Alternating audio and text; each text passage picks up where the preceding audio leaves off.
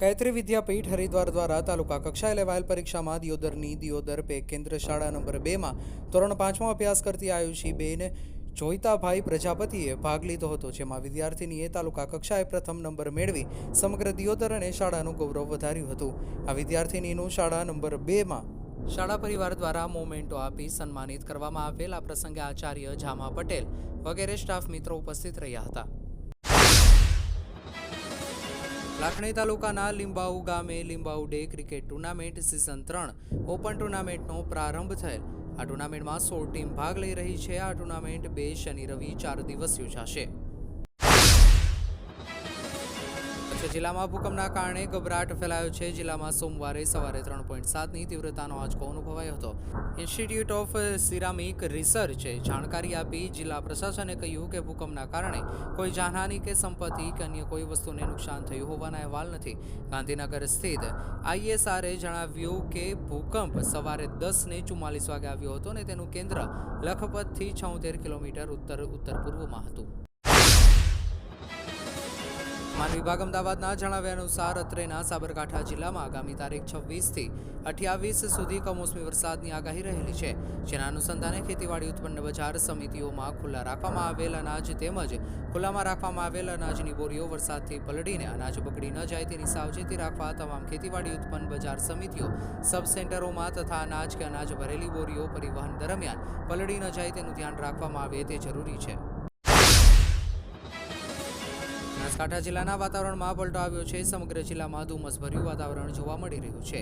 વહેલી સવારથી બપોર સુધી પણ ધુમ્મસભર્યા વાતાવરણને પગલે વિઝિબિલિટી ઘટેલી જોવા મળી રહી છે।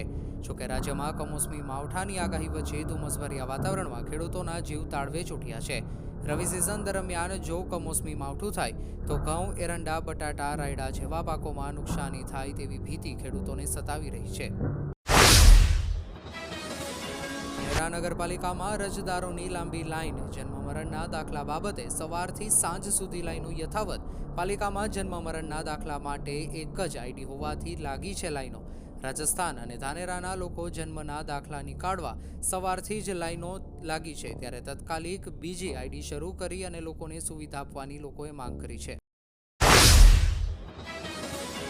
ડીસા તાલુકાના ભીલડી શહેરમાં ટ્રાફિક જામનો પ્રશ્ન માથાના દુખાવા રૂપ બનતો જાય છે, જેમાં ભીલડીથી સોયલા રોડ પર 40થી વધારે ગામડા બંને તાલુકાને જોડતો રોડ તેમજ નાણીની રડાળ પણ આ જ રોડ પર આવેલી છે। રેલવે ફાટક પર ટ્રાફિક સમસ્યા કાયમી બની ગઈ છે।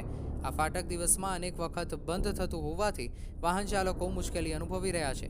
ફાટક બંધ થાય ત્યારે વાહનો સામસામે ભીડાઈ જતા હોવાથી ફાટક ખુલે ત્યારબાદ પણ કલાકો સુધી ટ્રાફિકની સમસ્યા યથાવત રહેતી હોય છે, જેથી આ ફાટક પર રેલવે ઓવરબ્રિજ બનાવવામાં આવે તેવી પ્રબળ માંગ ઉઠી છે।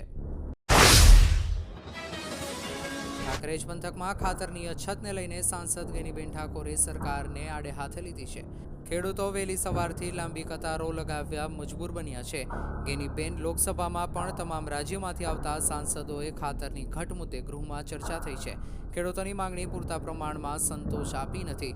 કેન્દ્રમાં પણ સરકાર છે, ડબલ એન્જિનની સરકાર છે, છતાં પણ ખેડૂતોની ખાતરની ઘટ પૂરી થતી નથી, ત્યારે ખાતરના સંગ્રહખોરો પર સરકારનું કોઈ કંટ્રોલ નથી। ગેનીબેન ઠાકોરે ગંભીર આક્ષેપો લગાવ્યા છે। સંગ્રહખોરો સામે કાર્યવાહી થાય તેવી અપેક્ષા વ્યક્ત કરી સાંસદ ગેનીબેન ઠાકોરે। દિયોદર તાલુકાના નવા ગામના વતની અને અમદાવાદને કર્મભૂમિ બનાવનાર મહેતા હર્ષિતભાઈ વિનોદચંદ્રની પુત્રી જેનલે કર્ણાવતી નગરે ભારતનાટ્યમમાં અદ્ભુત કલા દર્શાવી સૌને ગૌરવવંતા કર્યા। એક તરફ પશ્ચિમની સંસ્કૃતિ તરફ લોકો જઈ રહ્યા છે, ત્યારે મહેતા પરિવારની લાડલી કે જેનું સિંચન સંઘની વિચારસરણી ધરાવતા પરિવારમાં થયું છે। જેનિલ ડ્રોઈંગ અને સ્વિમિંગમાં ઉત્કૃષ્ટ છે। તેની શાળામાં તેનો અભ્યાસમાં પણ પ્રથમ આવતો હતો। જેનલે ભરતનાટ્યમની પ્રેક્ટિસ 5 વર્ષ કરી। આ ફોટો છે આપણા જિલ્લા મથક પાલનપુર શહેરના। શું હાલત છે જિલ્લા મથકની। વર્ષોથી નગરપાલિકામાં ભાજપનું શાસન, તેમાં આ એ વિસ્તાર છે જ્યાંથી 4 ભાજપના સભ્યો ચૂંટાય છે। એમાંના એક તો સેનિટેશન કમિટીના ચેરમેન છે। જો એમના પોતાના વોર્ડની આ હાલત હોય તો પાલનપુર શહેરની શું હાલત હશે। શહેરના અંબિકાનગર પ્રતિક ગેસ એજન્સી પાસેના વિસ્તારની બદતર હાલત નિહાળો।